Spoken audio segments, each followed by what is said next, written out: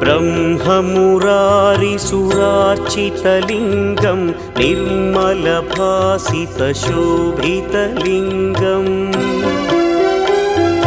जन्मजदुःखविनाशकलिङ्गं तत्प्रणमामि सदा शिवलिङ्गम्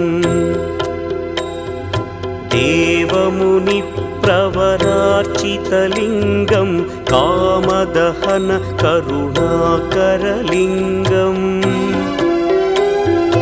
रावणदर्पविनाशकलिङ्गं तत्प्रणमामि सदा शिवलिङ्गम्